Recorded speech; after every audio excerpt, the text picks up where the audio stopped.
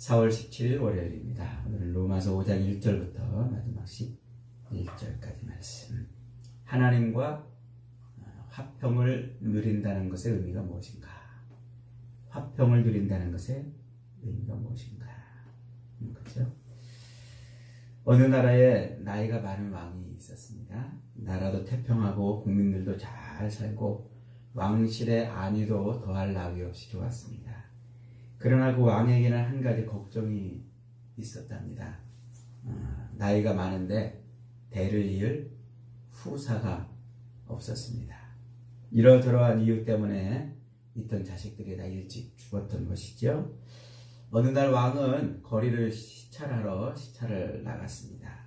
그러다가 길 모퉁이에 누더기를 걸치고 꾀죄죄한 모습으로 동냥을 하는 한 어린 소년을 보았습니다.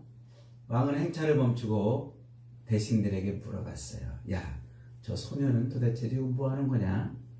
대신들이 대답을 합니다. 임금님, 저 아이는 몇 년 전에 임금님께 반역하고 반란을 일으키던 자들의 자식이온데 사람들이 반란자의 자식을 도왔다라는 그런 화를 입을까봐 아무도 도와주지 않아서 저렇게 길거리를 돌아다니면서 동냥을 해먹고 있는 겁니다. 그랬습니다. 그 소년을 한참 쳐다보고 있던 임금님이 갑자기 이렇게 명령을 내렸어요. 여봐라, 저 아이를 왕궁으로 데려가자. 가서 깨끗하게 옷을 입히고 왕자처럼 꾸며놓거라. 그랬어요. 대신들은 깜짝 놀랐습니다. 하지만 왕의 명령이 워낙 추상 같아서 소년을 궁으로 데리고 갔습니다. 그리고는 때국물을 쫙 빼고 머리를 단장하고 거짓때 입던 그 옷을 홀랑 벗기고 왕자의 옷으로 갈아입혀 놨어요. 임금님이 그 모습을 보고서 이렇게 외쳤습니다. 오늘부터 이 아이는 내 후사로 삼겠노라. 내 후사로 삼겠노라. 졸지에 소년은 거지에서 왕자로, 반란자의 자식에서 왕의 후사가 되었습니다. 왕의 통치권을 이어받을 자식이 된 거죠. 부럽죠? 저도 어릴 때 그런 꿈 상상을 좀 많이 해봤어요. 어느 날 부자가 와가지고 나를 탁 내려가서 부자 아들로 삼아줬으면 얼마나 좋을까. 여러분이 반란자의 자식이 왕자가 되고 왕의 후사가 되는데 요 꼬맹이가 보탠 게 뭐가 있을까요?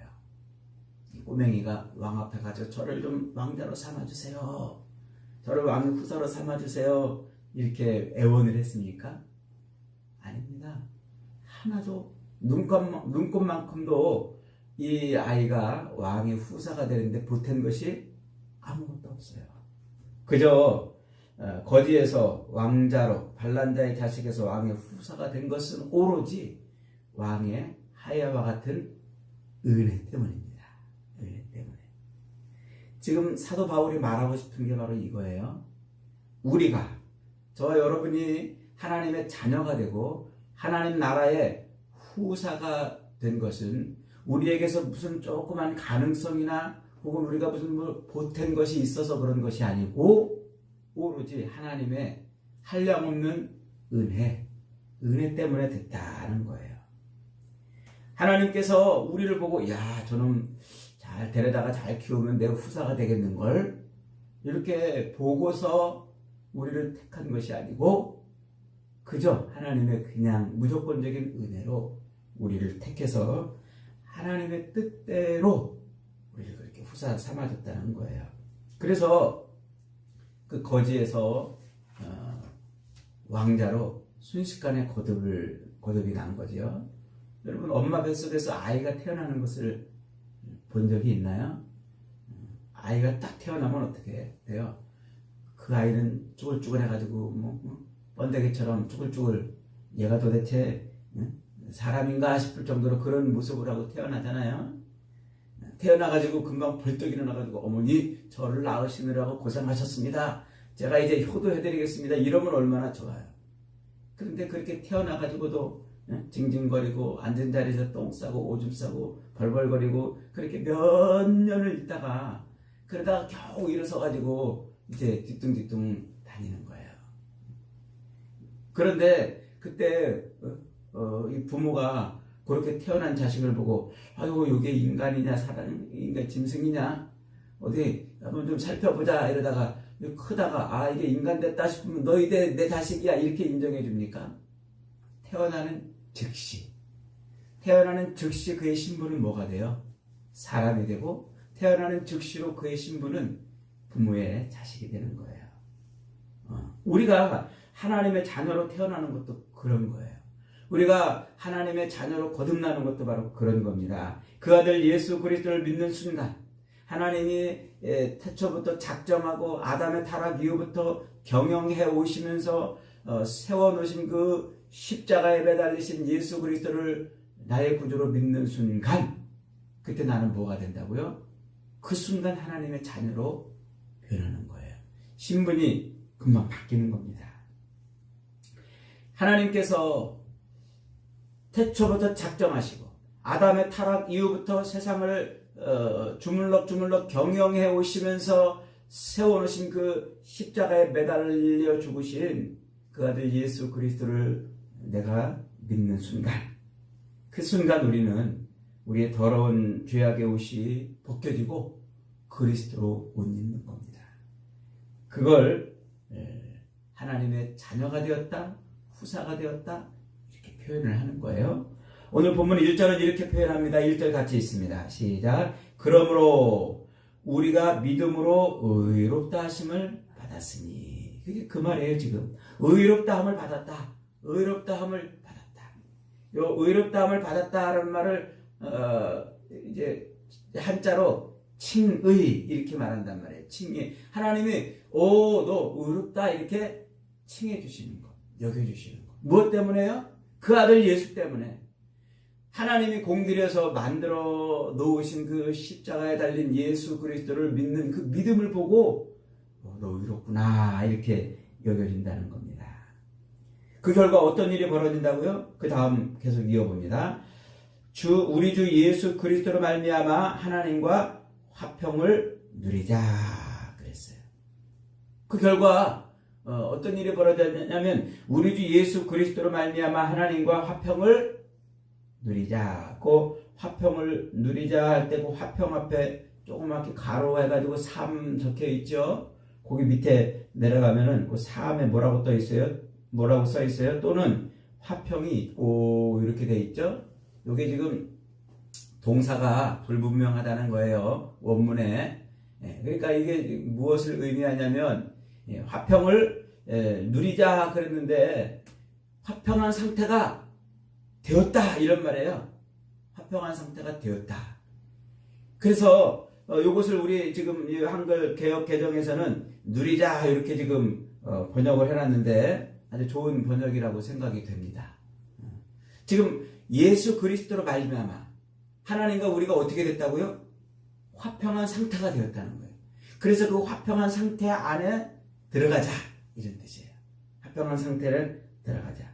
요 화평이라는 말은 평화 혹은 평안이라는 말이에요. 이걸 헬라어로 에이레네 이렇게 말하죠. 에이레네.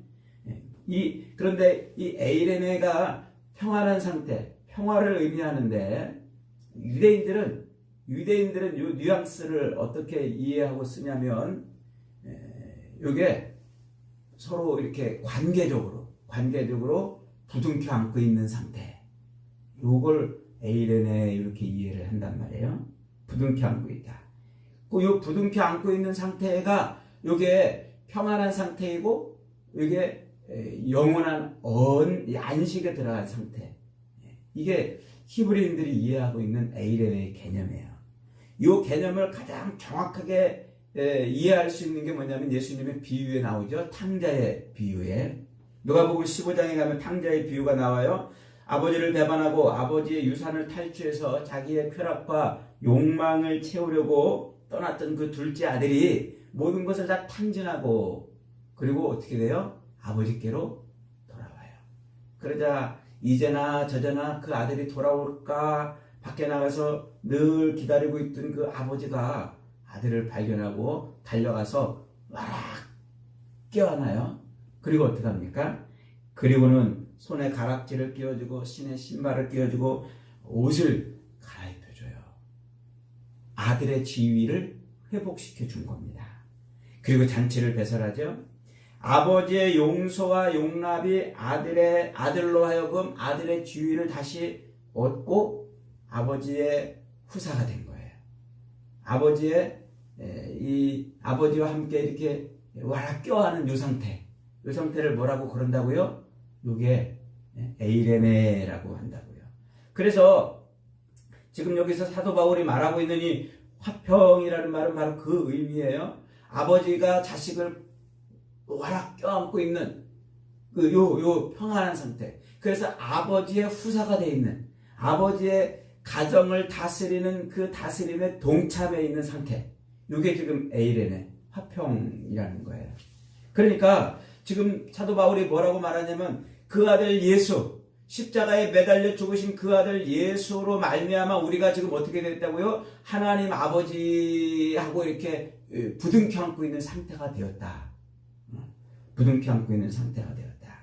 그래서 그 부둥켜 안고 있는 그 상태를 누려라. 이렇게 말하는 거예요.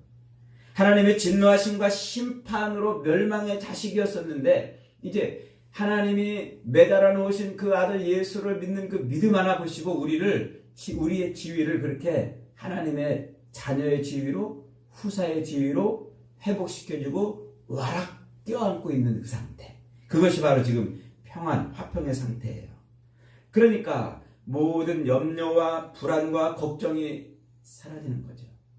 아버지 집을 떠나서 자기 마음대로 자기 인생을 경영할 때는 먹을 것도 걱정해야 됐고 사람들의 눈치도 봐야 됐고 멸시도 당해야 됐고 조롱도 당해야 됐고 불안과 염려와 걱정과 근심에 휩싸였던 하루하루를 살았는데, 그런데 아버지 집에 와서 아버지 품에 안겨있는 상태가 되니까 어때요?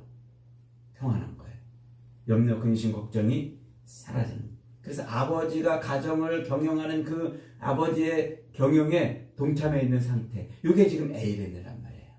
지금 그런 상태가 됐으니까 우리가 그 아들 예수를 믿는 믿음으로 말미암아 그런 상태가 됐으니까 이 상태를 깨트리지 말고 뭐하라?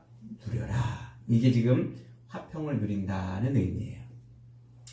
그 상태를 에베소서 2장 3절로 5절에서 바울은 에베소 교회에게 이렇게 다시 설명을 합니다. 3절부터 5절까지 제가 읽어봅니다. 전에는 우리도 다 그 가운데서 우리의 육체의 욕심을 따라 지내며 육체와 마음에 원하는 것을 하여 다른 이들과 같이 본질상 진노의 자식이더니 긍휼이 풍성하신 하나님이 우리를 사랑하신 그 큰 사랑을 인하여 허물로 죽은 우리를 그리스도와 함께 살리셨고 너희가 그 은혜로 인하여 구원을 받은 것이다. 이렇게 설명해요. 그러니까 허물로 죽은 우리를 누구와 함께 살리셨다고요? 십자가에 매달아 죽이셨던 그리스도와 함께 살리셨다는 말이에요. 그걸 우리가 구원받았다 라고 이렇게 말하고 그것을 이제 에이레네, 하나님의 품에 안겼다 이렇게 말하는 거예요. 그러니까 하나님의 품에 안겼으니까 어떻게 되는 거예요? 모든 염려와 걱정과 근심과 불안과 두려움이 사라져야 되는 거예요. 하나님의 품에 안겨가지고도 아버지가 나를 다시 내치면 어떡하지? 다시 가라고 그러면 어떡하지? 이런 염려, 걱정, 근심이 있으면 안 돼요. 이게 평안한 상태예요. 그래서 2절에서 그렇게 표현합니다. 2절 같이 있습니다. 시작. 또한 그로 말미암아 우리가 믿음으로 서 있는 이 은혜에 들어감을 얻었으며 하나님의 영광을 바라고 즐거워하느니라. 그로 말미암아 아들을 죽이셨다 다시 살리신 그 하나님이 그 아들을 믿는 우리를 보고서 우리도 그렇게 죽은 가운데서 살리셨으니까 그것으로 말미암아 우리가 이 믿음, 그 아들을 믿는 이 믿음으로 말미암아 하나님의 그 은혜에 들어갔단 말이에요. 에이레네, 이 평안, 하나님이 우리를 와락 부둥켜 하고 있는 상태에 들어갔으니까 이제 뭐 한다고요? 하나님의 영광을 바라고 즐거워하느니라. 이게 화평을 누린다는 말이에요. 하나님의 영광을 바라고 즐거워한다. 이 말이 좀 번역이 조금 아쉽습니다. 제가 다시 한번 번역해 봅니다. 정확하게 번역하면 이런 의미예요. 하나님의 영광을 소망하며 즐거워하라. 이런 뜻이에요. 자, 그러니까 우리가 예수 그리스도를 믿는 그 믿음으로 말미암아 하나님이 우리를 와락 껴안아준 그런 하나님의 품에 안겨져 있는 상태가 되었으니까 뭐 하라고요? 하나님의 영광을 소망하고 즐거워하라. 요 바라고라는 말이 소망한다는 말이 엘피스 소망한다는 말인데 지금 뭐를 소망하라고요? 뭐를 바라라고요? 하나님의 영광을 바라라고요. 영광. 요 하나님의 영광. 요것을 어떤 의미로 지금 쓰고 있는 걸까요? 이 영광이라는 말은 헬라어로 독사 이렇게 말해요. 독사. 뱀이 있죠. 독사. 그가 아니고 이름만 발음만 똑같아요. 독사. 이 독사인데 이게 구약 성경에서는 이 단어가 어떻게 쓰여지냐면 히브리어로는 어떻게 쓰여지냐면 카보드라는 말이에요. 카보드. 나타난다. 드러난다. 어려운 말로 현현. 하나님의 현현이라는 뜻이에요. 그러니까 하나님의 임재하심, 하나님의 나타나심, 하나님이 사람들 가운데, 백성들 가운데, 이스라엘 가운데 나타나실 때 쓰던 그 단어, 카보드라는 단어가 요 영광이라는 단어예요. 출애굽기 2장 24장 16절에 가면 이런 말이 있어요. 여호와의 영광이 신의 산을 위에 머무르고 구름이 엿새 동안 산을 가리더니 일곱째 날에 여호와께서 구름 가운데서 모세를 부르시니라. 신의 산을 위에 하나님이 어떻게 했다고요? 여호와의 영광이 짠하고 나타났단 말이에요. 요한복음 1장 14절에서는 그 단어를 이렇게 쓰고 있어요. 1장 14절 요한복음 1장 14절 읽어봅니다. 말씀이 육신이 되어 우리 가운데 거하심에 우리가 그의 영광을 보니 말씀이 육신이 되어 우리 가운데 거하심에 우리가 그 영광 나타나심을 보니 아버지의 독생자의 나타나심이요 은혜와 진리가 충만하더라. 그러니까 이 아버지의 독생자의 영광 그 영광이 바로 독사 그것이 바로 카바드 그게 뭐예요? 현현 하나님의 모습이 드러났다는 말이에요. 그 예수 그리스도가 이 땅에 육신을 입고 오셨는데 그 모습이 곧 하나님이 자기를 드러내신 거란 말이에요. 자기를. 자, 그 의미를 기억하면서 하나님이 자기를 드러냈다는 이 현현 나타나심의 의미를 기억하면서 2절을 다시 봅니다. 2절. 자, 2절 다시 읽습니다. 시작. 또한 그로 말미암아 우리가 믿음으로 서 있는 이 은혜에 들어감을 얻었으며 하나님의 영광을 바라고 즐거워하느니라. 그리스도를 믿는 믿음으로 하나님과 화평한 상태가 되었으니까 하나님의 영광, 즉 하나님의 임재하심, 하나님의 나타나심, 하나님의 현현하심을 뭐 한다고요? 그걸 소망하라는 거예요. 하나님의 이 모습이 나타나는 것을 그걸 소망하라는 거예요. 그걸 즐거워하라는, 그걸 기대하고 즐거워하라는 거예요. 그러니까 하나님이 태초부터 작정하시고 아담의 타락 이후부터 세상 역사를 굴려가면서 세우신 그 십자가에 매달려 죽으신 그 아들 예수를 믿는 그 믿음으로 말미암아 우리가 의롭게 여겼잖아요. 하나님이 와락 우리를 품어주셨잖아요. 하나님이 우리를 지금 껴안고 있는 거예요. 그런 상태가 되었으니까 그러니까 뭐 하라고요? 이제는 하나님의 나타나심을 바라봐라 이거야. 하나님의 영광을 소망하라. 하나님의 하나님 되심을 드러내는 일, 그 일을 즐거워하고 그 일을 자랑하고 그 일을 소망하라는 거예요. 그게 화평을 누린다 는 뜻이에요. 이게 뭐예요? 이게 뭐예요? 이게 다른 말로 바꿔 말하면 이게 신앙생활이라는 거예요. 이게 믿음생활이라는 거예요. 이게 예수 믿는 삶이라는 거예요. 하나님이 나를 부둥켜 안고 있기에 이제 모든 염려와 근심과 걱정과 두려움과 불안이 사라진 거잖아요. 그러니까 하나님이 나를 지금 품에 안고 있는 그런 상태가 되었으니까 하나님이 나타나시도록 하나님의 모습이 세상에 드러나도록 그런 것을 소망하며 살아라 하는 거죠. 이게 뭐라고요? 이게 신앙생활이라고요. 이게 예수 믿는 삶이고요. 여러분 여러분들 지금 예수 믿으면서 바라고 소망하는 게 뭐예요? 예수 믿으면서 예수 믿었으니까 이제는 나에게 복을 주셔가지고 이 땅에서 좀 잘 먹고 잘 살고 형통하고 높아지고 가지고 많이 누리는 그런 삶을 소망합니까? 그게 이방인들이 그러는 거예요. 자기 신 앞에 나가가지고 비나이다 비나이다 하는, 무엇을 먹을까 무엇을 마실까 무엇을 입을까 비나이다 하는 그런 이방인의 삶이라고 예수님이 말씀하시잖아요. 너희는 뭐 하라고요? 무엇을 먹을까 마실까 입을까 이런 것 걱정하지 말고 오직 그 나라와 그 의를 구하라 그런단 말이에요. 그 나라와 그 의를 구한다. 요걸 지금 사도 바울은 뭐라고 표현하고 있냐면, 우리 믿음으로 말미암아 하나님이 우리를 와라 껴안고 있으니까, 그러니까 이제 하나님의 나타나심, 하나님이 세상에 짠 하고 드러나시도록 그걸 소망하며 살아라 라고 말하는, 이게 믿음 생활이라는 거예요.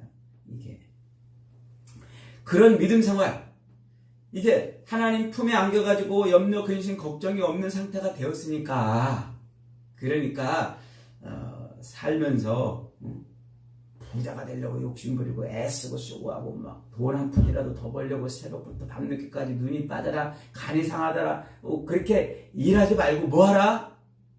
하나님이 드러나도록 살아라. 하나님이 드러나도록.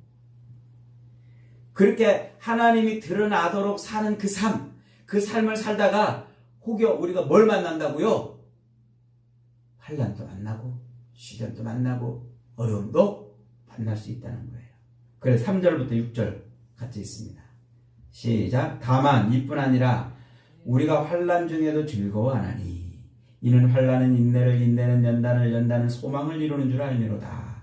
소망이 우리를 부끄럽게 하지 아니함은 우리에게 주신 성령으로 말미암아 하나님의 사랑이 우리에게 부은 바 되리니, 우리가 아직 연약할 때의 기약대로 그리스도께서 경건하지 않은 자를 위하여 죽으셨도다. 그러니까 하나님 품에 안겨가지고 이제 우리의 소망이 뭐냐면, 우리가 바라고 열망하는 게 뭐냐면, 하나님이 세상에 나타나기를, 하나님이 이 땅에 현현하기를, 하나님의 모습이 세상에 증거되고 나타나기를 바라는 그 소망 갖고 살으라는 건데, 그렇게 살다가 때때로 뭘 만난다는 거예요. 그렇게 산다고 그냥 모든 게 일사천리 아주 그냥 형통한 게 아니고 때때로 환난도 만난다고요. 어려움도 만난다고요. 그러나 그렇게 만나는 환난은 뭐 한다고요? 우리로 뭐 한다고요? 인내를 만들어낸다는 거예요. 인내. 그리고 그 인내는 우리를 연단시킨다는 거예요. 연단. 그리고 연단을 끝내 뭐 한다는 거예요? 그 소망, 하나님이 나타나기를 바라는 그 소망을 이루게 한다는 말이에요. 참 기가 막힌 말이죠. 그러니까 그 소망 갖고 하나님이 나타나기를 바라는 그 소망 갖고 사는데, 그 소망 갖고 살면 그냥 만사 형통 모든 게 다 뻥뻥 뚫리는 그런 삶이 아니라 때때로 어려움도 있고 힘든 일도 있고 고난도 있다는 거예요. 그러나 걱정하지 말라는 거예요. 걱정하지 마라. 그 환난은 너희로 하여금 더 인내를 만들어내고, 인내는 연단을 이루어가지고 끝내는 그 소망을 이루게 할 것이기 때문에, 그럴 것이기 때문에 걱정하지 말라는 거예요. 끝내는 그걸 이룬다니까요. 에이 설마 그러겠어? 진짜 그러겠어? 걱정되잖아요. 그래서 바울이 지금 뭐라고 그러는 거야? 뭐라고 그래요? 이 소망이 하나님 품에 안겨가지고 하나님이 세상에 나타나기를 바라는 열망하는 그 소망이 우리를 부끄럽게 안 한다는 거예요. 부끄럽게 아니함은 우리에게 주신 성령으로 말미암아 하나님의 사랑이 우리에게 부은 바 되었으니까. 우리가 연약할 때의 기약대로 그리스도께서 경건하지 않은 자를 위해서 죽으신 예수님이 죽은 그걸 보면은 결코 하나님이 우리를 그냥 내버려두지 않으신다는 거예요. 예수님이 죽은 그걸 보면 못 믿겠냐는 거예요. 그렇잖아요, 여러분. 우리가 본질상 진노의 자식이었는데 하나님이 뭘 보고 우리를 하나님의 후사로 세웠다고요? 그 아들 예수 믿는 것을 보고 세웠다고요. 그러니까 그 아들 예수가 우리를 위해서 죽은 그 사실을 보면 모르겠냐는 거예요. 그걸 보면 우리를 그냥 하나님이 내동댕이 치고 버려두고 환난과 시련과 이런 걸로 절망하도록 내버려 두겠냐는 말이에요. 절대 그러지 않는다는 거예요. 그렇게 하려고 우리를 후사 삼은 것이 아니다. 그래서 그 환난을 당하면 그 환난이 뭐를 잉태한다고요? 뭐를 출산한다고요? 인내를 출산한다. 인내를 만들어낸대요. 그 인내라는 단어가 요한계시록에 똑같이 나오는데 거기를 보면 인내가 뭔지를 알아요. 요한계시록 14장 12절 13절에 가면 이런 말이 있어요. 제가 읽어봅니다. 성도들의 인내가 여기 있나니 그들은 하나님의 계명과 예수에 대한 믿음을 지키는 자니라. 성도들의 인내, 참고 견디는 거죠. 시련이 오고 환난이 오고 고난이 오고 고통이 올 때 그 시련과 환난과 고난과 고통 속에서도 좌절하고 절망하지 하지 않고 뭐 한다는 거예요? 인내를 한다는 말이에요. 근데 그 인내가 뭐라고요? 그 인내가 하나님의 계명과 예수에 대한 믿음을 지키는 것이래요. 그러니까 예수를 믿는 그 믿음을 보고 하나님이 우리를 후사 삼아 주셔서 우리를 품에 안았으니까 우리가 붙들고 소망하는 게 뭐냐면 이제 하나님이 세상에 나타나기를 열망하는 건데 그 열망할 때 시련도 있고 환난도 있지만 걱정하지 말라는 거예요. 왜? 그것이 곧 하나님에 대한 계명과 예수에 대한 믿음을 더 견고하게 해주기 때문에 그렇다는 거예요. 그래서 환난은 인내는 연단은 소망을 이루는 줄 알니라 이렇게 말하고 있어요. 여러분 앞에서 요한복음 1장 17절 복음에는 하나님의 의가 나타났으니 이 말을 설명할 때 그 하나님의 의를 설명할 때 뭐라고 설명했어요? 그 의 이것을 하나님의 경륜이라고 설명했잖아요. 경륜이라는 말이 뭐라고 그랬어요? 이게 오이코노마이라는 말인데 경영한다 이런 뜻이에요. 경영한다. 어떤 집에 청지기한테 그 요셉한테 보디발의 집에 모든 경영권을 넘겨준 것처럼요. 혹은 지배인한테 이 가게의 관리를 다 넘겨주는 것처럼요. 회사의 오너, 대표한테 경영권을 넘겨주는 바로 그걸 의미하는 거예요. 그러니까 이제 하나님의 지금 경륜이라는 것은 하나님이 세상을 경영한다는 말이에요. 경영. 그러니까 이게 뭐냐면 태초에 하나님이 십자가를 세우기로 작정하셨어요. 그리고 아담의 타락 이후에 그 십자가를 세우시려고 본격적으로 하나님이 일해요. 나라를 세우고 패하기도 하시고 어떤 사건을 일으키기도 하시고 사람들을 세워가지고 그 일들을 이루어 가셔요. 그래서 역사의 수레바퀴를 굴려가면서 끝내 때가 되어가지고 십자가를 골고다 언덕에 세우셨어요. 그리고 그 아들을 거기다 매달았단 말이에요. 그렇게 해오신 모든 일이 다 뭐라고 해요? 이게 하나님의 경영하심이라고요. 이게 경륜이고 이게 하나님의 의란 말이에요. 하나님은 그 일을 지금껏 해오신 거고 또 그렇게 예수 믿는 우리를 불러가지고 그 아들 십자가에 매달린 십자가에 매달린 그 아들을 믿는 우리를 불러서 와라 껴안아 주시고 너 내 일을 같이 하는 후사가 되거라. 이 경영에 하나님의 경영에 우리를 동참시켰단 말이에요. 동참시켰다.